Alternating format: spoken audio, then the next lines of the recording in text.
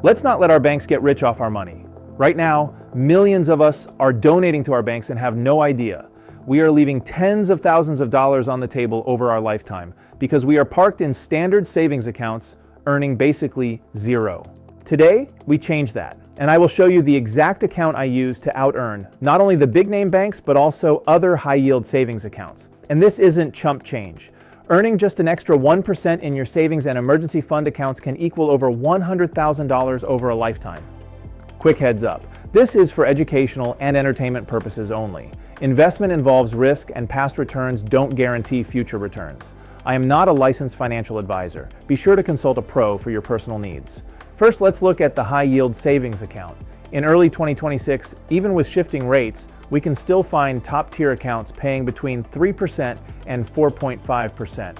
These accounts are FDIC insured up to $250,000, and they are liquid. If we are not earning at least 4% right now, we are quite literally leaving money on the table. If we need even faster access, we look at money market accounts. They give us that high yield, but add a debit card and checks for instant liquidity. And for those with a high net worth, CMAs. These are powerful because they sweep our cash into multiple banks and can sometimes provide millions in FDIC insurance. For those in high federal tax brackets, municipal bonds or municipal bond funds can provide you better returns because you don't have to pay federal income tax on the interest payments. And if you buy bonds from municipalities in your state, you may be able to avoid state taxes as well. For example, for someone in a 32% tax bracket who is also paying the NIIT tax, if a municipal bond is paying a 3.5% rate, you would need to get about a 5.5% rate from high-yield savings to get the same real return after taxes. And that doesn't exist at the moment. Municipal bond funds can be great, but keep in mind these are not savings accounts. They do carry risk through defaults, though historically that's only about 0.1%. Bond funds also carry market risk. That said, these have shown to be much lower risk than stocks historically. They are arguably the second safest investment after U.S. Treasury bonds. If you live in a high-income tax state like New York or California, and assuming the municipal bonds you buy avoid state taxes, for someone in a 35% tax bracket, you might need to get about a 7% rate from high-yield savings to get the same real return after taxes.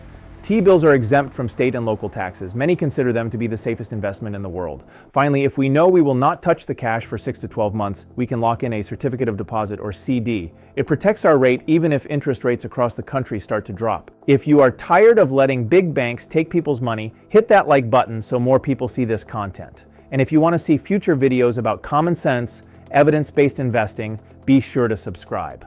So, where should we actually put our money? It depends on what that money is for. For our emergency fund, we want the high-yield savings account or money market account because an emergency is, by definition, unexpected. We need high liquidity and virtually no risk. We cannot wait for a treasury auction when the AC dies in summer in Florida. We need that money now. My personal favorite right now is the Newtek High Yield Savings Account. It is currently paying around 4.35% interest as of early 2026. On a $60,000 emergency fund, going from a 3.35 to 4.35 interest rate can mean an extra $25,000 over 20 years and over $100,000 over 40 years. It's FDIC insured just like other banks, but with a better return. For non-emergency fund short-term savings, if willing to take some risk, municipal bonds or a municipal bond fund might make the most sense due to the tax savings, especially for someone in a high tax bracket or has high state income taxes. Word of caution though, I always still like to keep at least 3 months in a more liquid and very safe account like an HYSA for my emergency fund.